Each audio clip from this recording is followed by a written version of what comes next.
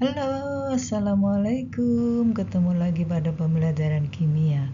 Kali ini yang akan dibahas adalah cara mudah menyetarakan persamaan reaksi untuk materi kelas 10. Ikutin ya sampai selesai agar kalian gak gagal paham. Oke, persamaan reaksi menggambarkan rumus kimia zat-zat bereaksi dan zat hasil reaksi yang dibatasi dengan tanda panah dan dilengkapi dengan wujud zat yang terlibat dalam reaksi. Pada reaksi kimia tidak terjadi perubahan massa zat karena dalam reaksi kimia hanya terjadi penyusunan kembali atom-atom zat yang bereaksi membentuk susunan baru dalam zat hasil reaksi. Oleh karena itu, jumlah atom sebelum reaksi harus sama dengan jumlah atom sesudah reaksi. Antara zat yang bereaksi dengan zat hasil reaksi dihubungkan dengan tanda panah. Perhatikan contoh persamaan reaksi kimia seperti ini. Di ruas kiri tanda panah atau di sebelah kiri tanda panah, inilah yang disebut dengan zat reaktan atau pereaksi. Sedangkan yang berada di sebelah kanan tanda panah, ini disebut dengan zat produk atau zat hasil. Ya.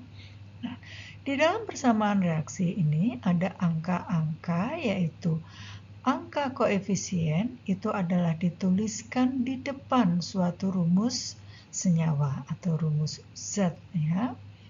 Kemudian ada wujudnya, wujud dari zat yang dituliskan di dalam tanda kurung.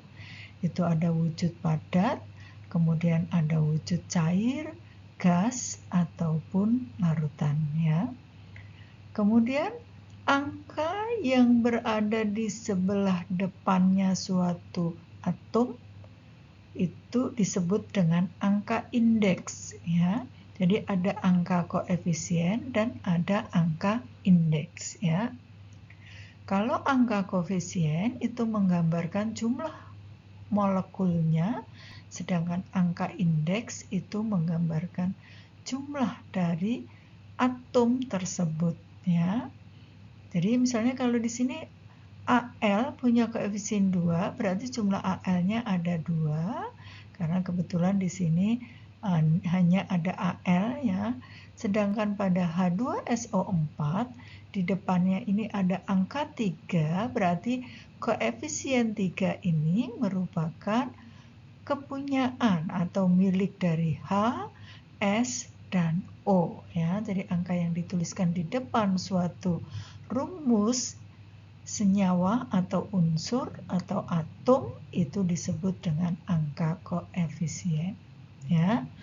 Nah, reaksi dikatakan setara bila jumlah atom-atom di ruas kiri sama dengan jumlah atom-atom yang ada di ruas kanan.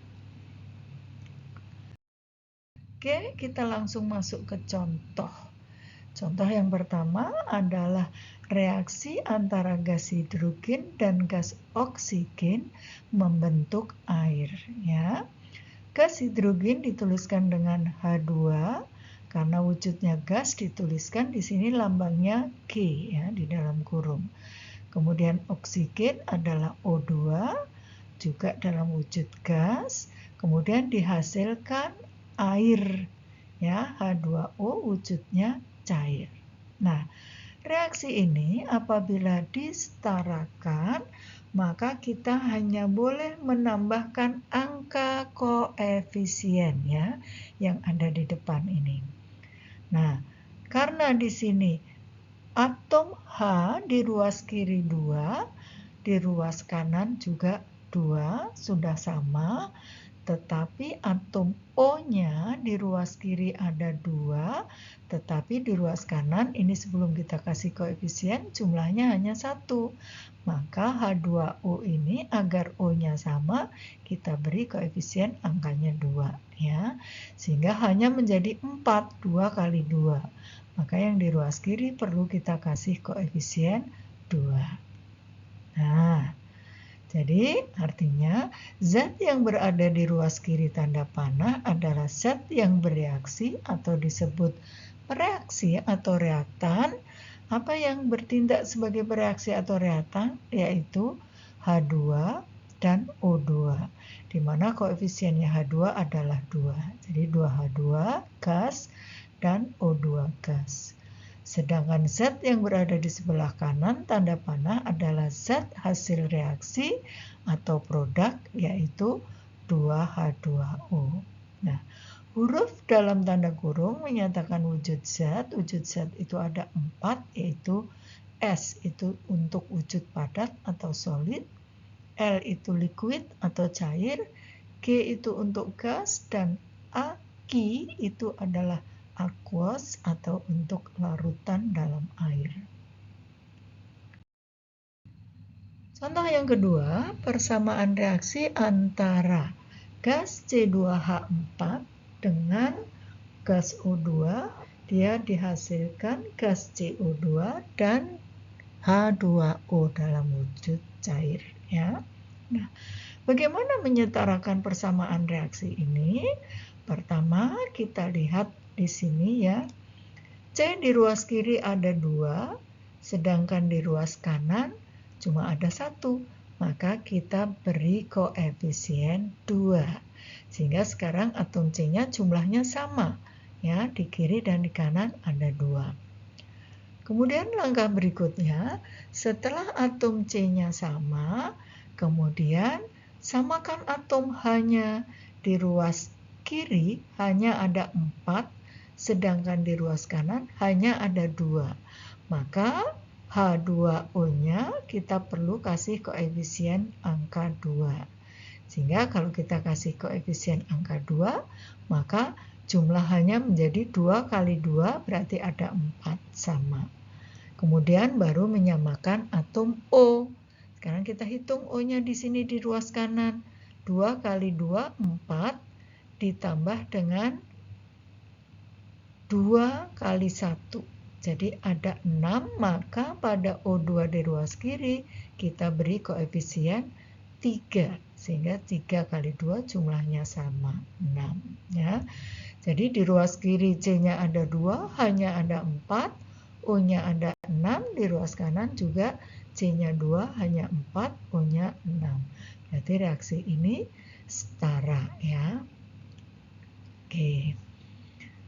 Kemudian kita lanjut ke contoh berikutnya, yaitu persamaan reaksi antara Fe2O3 solid padat dengan H2SO4 larutan, dihasilkan Fe2SO4 3 kali larutan plus H2O cair ya. Apa yang perlu kita lakukan? Kita lihat di sini yang kita cari adalah senyawa yang paling kompleks ya, atau yang paling rumit dulu, yaitu Fe2SO4 3 kali. Ini yang paling kompleks ya. Nah, kita selesaikan dulu di sini. Kita kasih koefisien 1.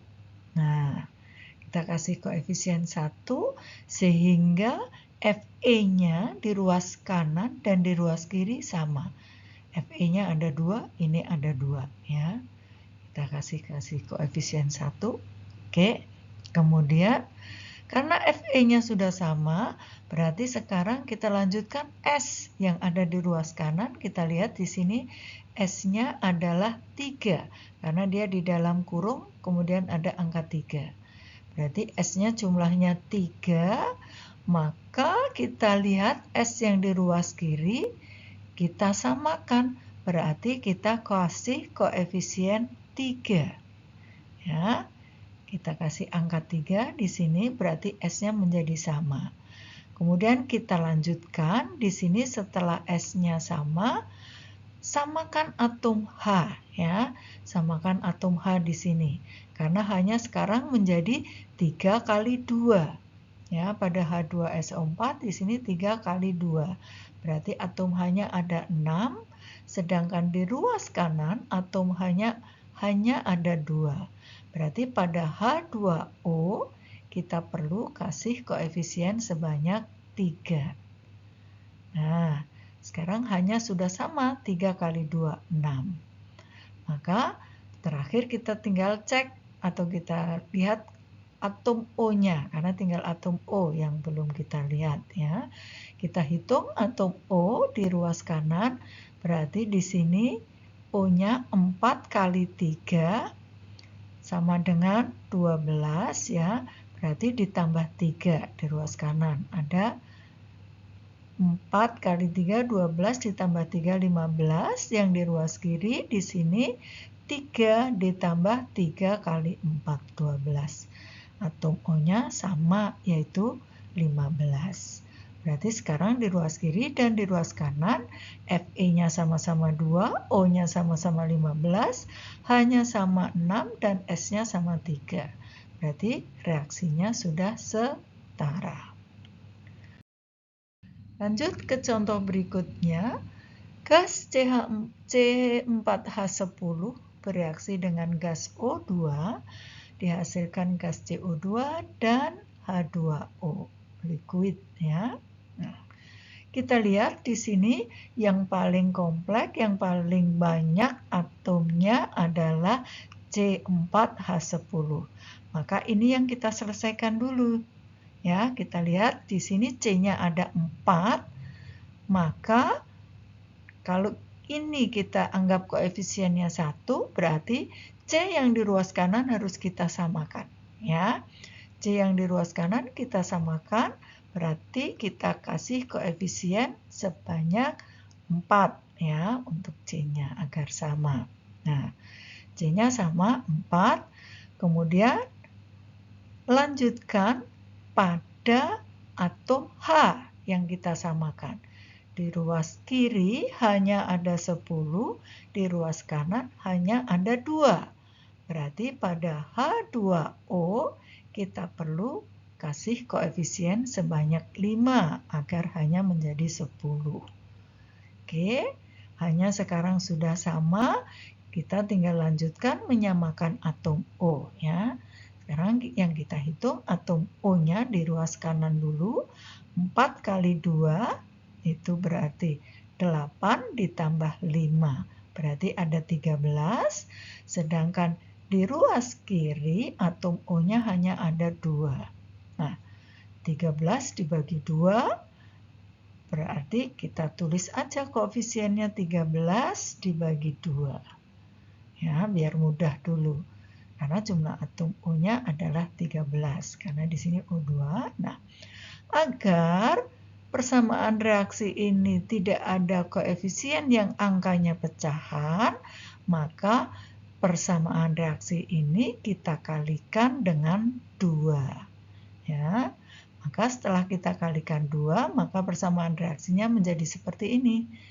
Maka di sini 1 kali 2 menjadi 2, C4H10, 13 per 2 kali 2 menjadi 13, 4 CO2 dikali 2 berarti menjadi 8 CO2, dan 5 H2O dikali 2 menjadi 10 H2O. Berarti sekarang persamaan reaksinya, C-nya ada 8 sama kiri kanan, hanya ada 20 sama kiri dan kanan, kemudian O-nya ada 26 ya, 13 kali 2 di sini 8 kali 2 16 ditambah 10 26. Maka reaksinya sudah setara. Oke. Demikian penjelasan atau materi dari penyetaraan persamaan reaksi.